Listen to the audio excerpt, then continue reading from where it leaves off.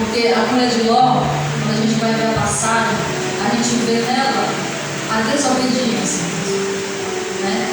A ordem foi vá e não olhe para trás, mas ela olhou, né? Teve uma consequência. Segundo ponto,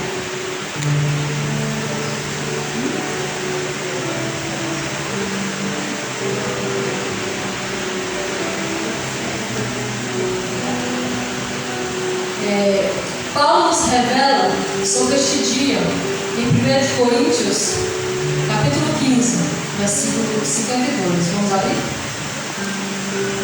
1 Coríntios, capítulo 15, versículo 52.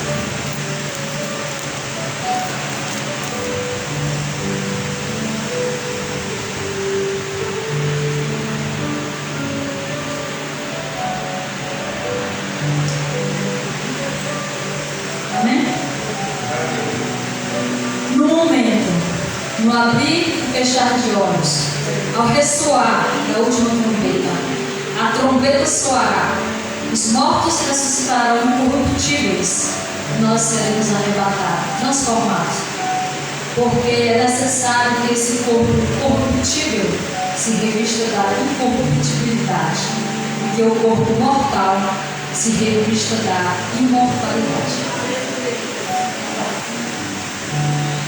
No soar da última trombeta, que é a sétima trombeta, né? Quem morreu em Cristo ressuscitará neste dia, se encontrará com Ele nos ares, e habitará na cidade, e Abraão não aguardará. E aqueles que estarão vivos quando Jesus vier, e também foram resistentes ao mundo, o que será que acontecerá, irmãos? Com aqueles que estarão vivos quando Jesus vier, que foram resistentes às tentações. A gente vai ler 1 Tessalonicenses, capítulo 4, versículo 15 e 18. Vamos lá? 1 Tessalonicenses, capítulo 4.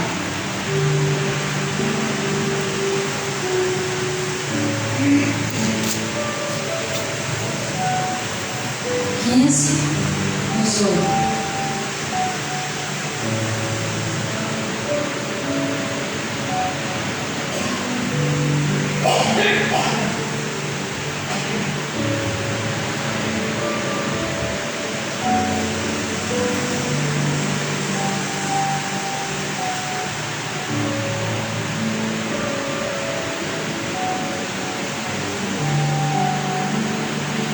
Glória a Deus. 1 Tessalonicenses 4, 15 e 18. Vamos encontrar? Amém.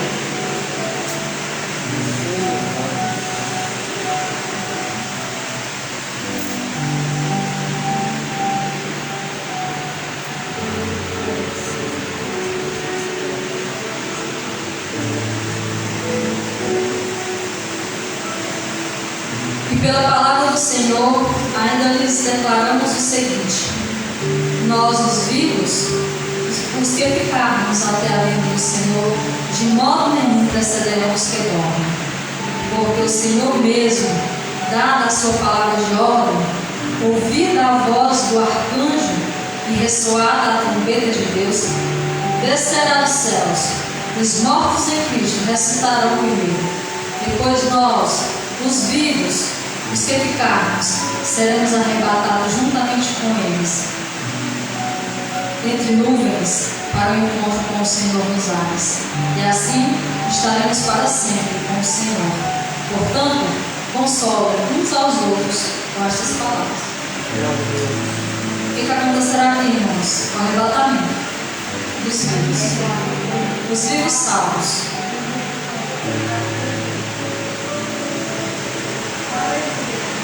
O encontro do noivo com a noiva acontecerá aqui. Amém? O encontro do noivo de Jesus com a noiva da igreja. Mas lembre-se, a noiva de Jesus é sem mácula, sem mancha, santificada. como nos descreve Efésios 5, 25 e 27. E diz assim: como também Cristo amou a igreja e a si mesmo se entregou por ela, para santificar, purificando-a com a lavagem da água pela palavra, para apresentar a si mesmo igreja gloriosa, sem mácula, sem ruga, nem coisa semelhante, mas santa e irrepreensível. E todo esse processo de santificação, purificação, deve acontecer enquanto aguardamos essa vinda. Lembra o servo fiel e prudente da parábola? Se valorizamos nossa salvação, se reconhecemos a morte sacrificial de Jesus na cruz, devemos resistir ao mundo e suas tentações. É purificação em vida, irmãos, né? Dia após dia. É uma luta constante, porque para muitos existe um purgatório, mas é um engano, é uma mentira. A purificação é aqui. Não devemos fazer tudo que vem à nossa mente, à nossa cabeça, né? Pensando no purgatório. Não vai acontecer. É uma mentira.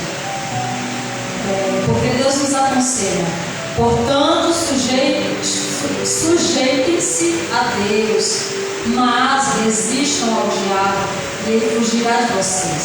Tiago 4,7. E também, não deis lugar ao diabo. Efésios 4:27. 3 pontos importantes nesses versículos: sujeitar-se a Deus, obedecer sua voz, que é a palavra de Deus, né? Ser ouvinte, mas também ser praticante. Guardá-la para não pecar. O segundo ponto: resistir ao diabo. Diga não quando você sentir a ação dele querendo te fazer retroceder. Não permita que ele te influencie. Isso vai ser, irmãos, de uma forma camuflada.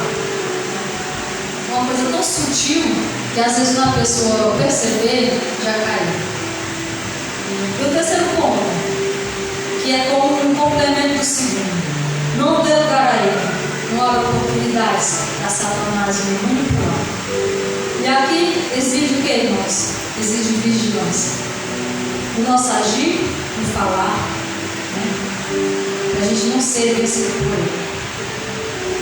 A tua perseverança está valendo muito, irmãos. Está valendo uma vida eterna. Eu conheço uma irmã, né, aqui falando de conduta, falando que você aparenta ser, mas na realidade não é. Eu conheço uma irmã que ela é assim. Sempre eu achei ela um pouco romântica, né? Quando ela escreve. Mas ela é assim: se eu chamar o pastor e a evangelista para conversar com ela, enquanto nós estivermos com ela, ela vai passar as coisas de Deus. Mas também, se ela estiver numa roda de gente que não são crentes, não são discípulos de Jesus, ela também vai no mesmo ritmo. Está entendendo? Ora é crente, ora é mudando. Mas Deus nos conhece no nosso ritmo. Não adianta você querer ser, né, conforme a Amanda vai te levando. Se eu estou com o pastor, eu vou falar coisas de Deus, eu vou refriar minha língua. Mas se eu estou com os outros, né, eu vou ser igualmente eles. Mas se que quem está te vendo, no teu interior, no teu íntimo, é Deus. Ele é poderoso, né? Ele examina o nosso coração de uma maneira muito profunda. Certa vez, nos conta as Escrituras, que Jesus estava com seus discípulos e João disse para Jesus que viu um homem que expulsava demônios no nome de Jesus. E João tinha proibido o homem de fazer aquilo porque não o seguia, né? Aquele homem pregava sobre Jesus, pregava a palavra, mas não estava seguindo Jesus. Mas Jesus respondeu o seguinte: vamos abrir? Marcos 9, 39 e 40. Marcos 9, 39 e 40.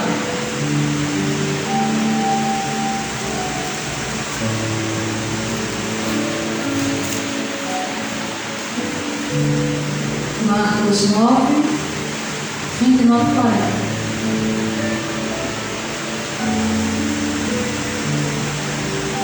Amém?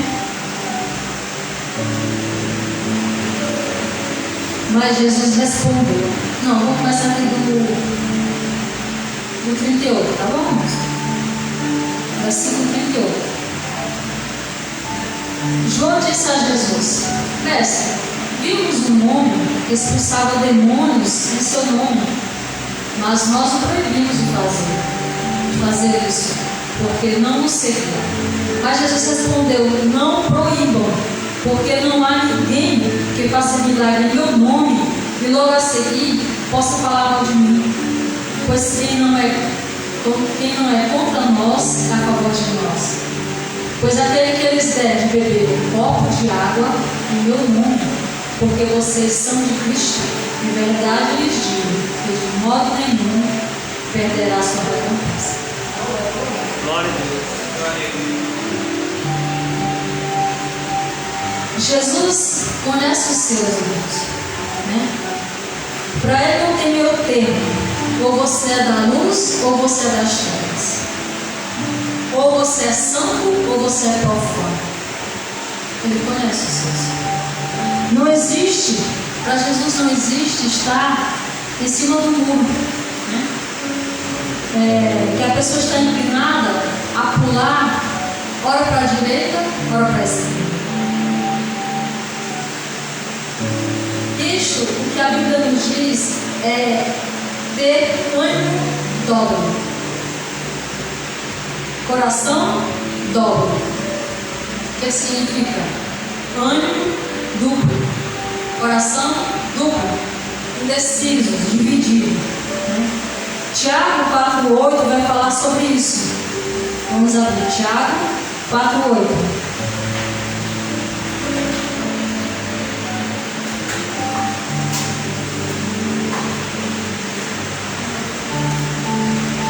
Tiago 4,8.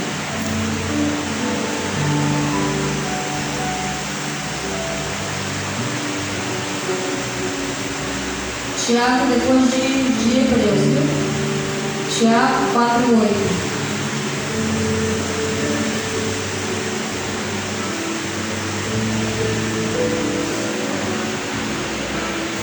Cheguem perto de Deus e Ele se chegará a vocês. Limpem as mãos, pecadores. E vocês que são indecisos, purifiquem o coração. Somente até aqui. E vocês que são indecisos, purifiquem o coração. E a igreja que Jesus virá buscar naquele grande dia não pode ser achada em estado de indecisão, coração duplo, dividido. Devemos estar de mãos limpas dos pecados, tanto do pecado carnal como do espiritual, porque ele também usa esse termo em relação ao pecado da idolatria. O ser humano entre dois pensamentos: hoje eu cultuo Jesus, amanhã eu me ajoelho aos pés do meu santo. Isso também é ter coração dobro. Dois pensamentos, uma coisa que Deus não aceita, né? Nós sabemos. Samaria, né? Que antes era a capital de Israel, Jerusalém, naquela época também era a capital de Judá, se corromperam com os deuses de outras nações, dali do Egito, da Assíria, da Babilônia, né? E por isso Deus a chamou de prostitutas, porque adulteraram com outros deuses, né? Falsos deuses, né? Ofereceram seus filhos em sacrifícios, queimando-os no fogo para serem consumidos. Versículo 37 ao 39 do capítulo 23 de Ezequiel está contando essa história, desse fato, né? E para Deus isso é inaceitável. E depois de cultuarem outros deuses, aí eles se apresentavam a Deus, assim como diz o Todo-Poderoso: porquanto, ao ver sacrificado seus filhos aos seus ídolos, vinham ao meu santuário no mesmo dia, para o profanarem. E eis que assim fizeram no meio da minha casa. Esse povo, além de ter sido infiel contra Deus, eles cometeram esse ato insano. Sacrificavam seus filhos, queimavam seus filhos para outros deuses. E depois que eles faziam isso, eles iam lá no templo cultuar a Deus. E para isso Deus era inaceitável, uma coisa que, porque até hoje em dia, irmãos, Deus não aceita. A Bíblia diz que Ele não divide a glória dele com ninguém. Purifiquem o coração, diz Deus aos idólatras, aos que dividem sua fé, como lemos em Tiago 4. Deus quer que o ser humano retroceda do seu mau caminho e chegue ao arrependimento para se tornar digno de salvação. Quando nos arrependemos, reconhecemos o erro praticado. Aos arrependidos de Israel, Samuel falou: se é de todo o coração que vocês estão voltando ao Senhor, então tirem do meio de vocês os deuses estranhos e as astarotes. Preparem o coração ao Senhor e sirvam somente a Ele. 1 Samuel, capítulo 7, versículo 15. E a reforma espiritual foi feita. Isto é necessário que aconteça. Também é necessário uma preparação de dentro para fora, no íntimo, para poder entregar a Ele a perfeita adoração. A transformação no coração. Um coração sincero diante de Deus. E para esses arrependidos transformados, Deus tem preparado o lugar. O apóstolo João viu a cidade santa, a Nova Jerusalém, sendo construída, e ele descreveu para nós a estética dessa cidade e sua beleza. De começo, João nos revela que a cidade será iluminada pela glória de Deus e de Jesus. Porque a glória de Deus a tem alumiado, e o Cordeiro é a sua lâmpada. Apocalipse 21, 23. E ela, esta cidade, media até 12.000 estádios, tanto de altura como de largura e comprimento. E no muro altíssimo, 12 portas, e nas 12 portas, 12 anjos. E o muro tinha 12 fundamentos, e cada fundamento, os nomes dos 12 apóstolos. Apocalipse 21, 14. Construído o muro, fabricado toda de jaspe, pedra preciosa. E a cidade de ouro puro. E como são 12 fundamentos, cada fundamento com uma pedra preciosa específica. Um exemplo, irmãos. O primeiro fundamento, todo de jaspe. O segundo fundamento, todo de safira. Por aí vai.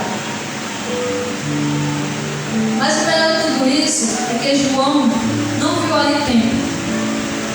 Isso é bom. Sabe por quê?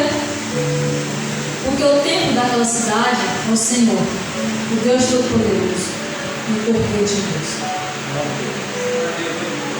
Felizes serão aqueles que irão desfrutar a presença desses dois seres celestiais para sempre. O que esta vida terrena, irmãos, em relação a esta? Que Deus tem para nós. E João visualizou o que é essa vida terrena. Muitos acham talvez que aqui seja o paraíso, o oásis. Mas não é. E a palavra ainda nos garante que Ele limpará de nossos olhos toda lágrima, e não haverá mais morte, nem pranto, nem clamor, nem dor, porque já as primeiras coisas são passadas. Apocalipse 21, 4. É nova vida com o seu Deus. Vida nova, tudo novo. Ele tem preparado para aqueles que o amam no Espírito e em verdade. E ele ainda disse assim para João: escreve, porque estas palavras são verdadeiras e fiéis. Aqui está a recompensa para quem não andou em retidão diante de Deus. Então, aqui está a recompensa para quem andou em retidão diante de Deus. E o mundo, me mostrou várias varetas. Nos mostra vários caminhos. E nos chama todos os dias. Mas eu escolhi o caminho principal. O salmista escreveu assim: escolhi o caminho da verdade e decidi seguir os teus juízos. Salmo 119, 30. Nós escolhemos, irmãos, nós decidimos. Sobre minha vida espiritual, decido eu, escolho eu. Ninguém sofreu escárnios e foi chicoteado por mim. Ninguém sofreu uma pena de morte por mim. Porque Jesus sofreu uma pena de morte. A pena de morte dele foi na cruz. Enquanto a palavra fala, que essa pena de morte era para quem era salteador, era para quem era ladrão. E Jesus foi lá e sofreu essa pena de morte por cada um de nós.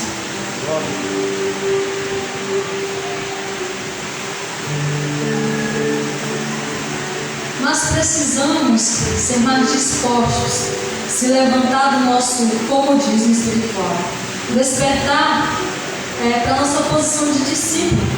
Ser discípulo é ser forte, corajoso, ousado. Não desanimar por qualquer palavra que foi dita, ou por qualquer situação vivida. Isto é falta de maturidade espiritual. A Bíblia diz que nós temos que ter a mente de Cristo. Essa é a Bíblia nos diz. Eu estudando sobre o apóstolo Paulo, porque essa semana agora eu vou entrar no estudo bíblico, que eu vou estudar as 3 viagens missionárias de Paulo. E Paulo foi considerado, irmãos, o maior vulto da igreja primitiva. Mas quando a gente fala vulto, não é nesse sentido de coisa turva. Não. Quando fala de vulto, que foi uma pessoa importante, que Paulo foi uma pessoa importante, que fez grande diferença na luz de Deus. E Paulo era assim. Eu tenho minha Bíblia de estudo, já deu para ver mais ou menos assim por cima sobre essas viagens de Paulo. 3 viagens missionárias. Porque a gente percebe, irmãos, que Paulo foi um ousado, persistente. Tinha a disposição de viajar de lugares a lugares, pregando Cristo. Sendo preso, certa vez em Roma, ficou preso por 2 anos. Foi uma prisão domiciliar, mas foi uma prisão. Tinha guardas na porta dele. Enfrentou a fúria dos opositores, porque muitos poderosos daquela época, eles consideravam o Evangelho como uma seita. Ele vivia em fuga. Paulo sempre estava diante das autoridades para se defender. E passando por várias prisões, até ser executado em Roma. Possivelmente em 67 depois de Cristo, no tempo de Nero. Ali ele selou sua jornada. Vamos ler aqui 2 Timóteo 4, 6, 9. 2 Timóteo 4, 6, 9.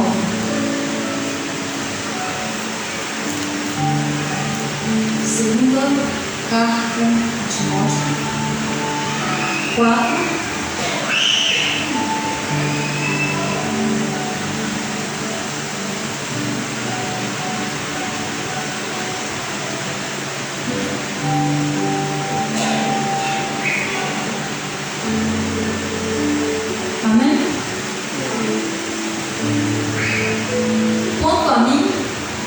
já estou sendo oferecido por libação e o tempo da minha partida chegou, combati o bom combate, completei a carreira, guardei a fé.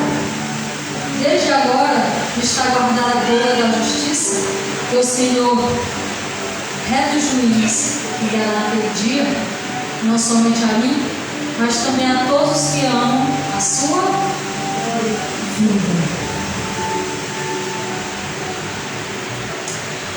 Paulo receberá, irmãos, a sua coroa de justiça.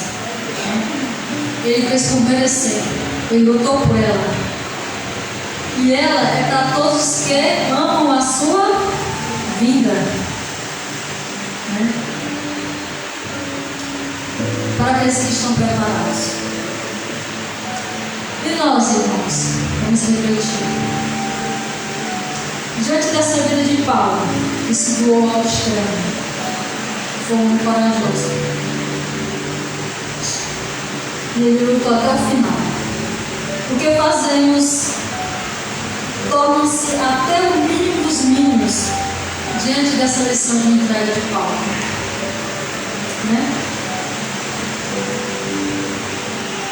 Muitas vezes temos só a boca para falar e muitas vezes somos tímidos.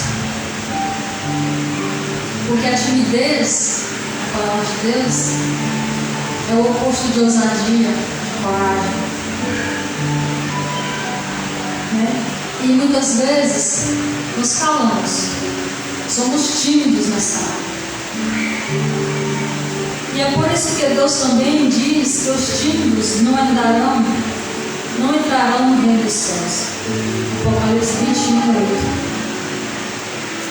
Muitos querem entrar na cidade santa, mas muito ainda estão no som da indolência. O que significa indolência, irmãos? Falta de disposição, preguiça. É o som da indolência. E porque não querem largar também os seus pecados. Por isso que muitos não entraram na cidade santa naquele dia. Quando der o stop da vida carnal, quando acordar, muitos não irão mostrar para onde irão. Mas todos são avisados através das Escrituras, somos disciplinados, somos orientados como entrar pelos portões. Nós falamos sobre a ressurreição dos salvos, e daí subir para junto de Jesus. Falamos dos vivos salvos, que terão seus corpos transformados e serão arrebatados.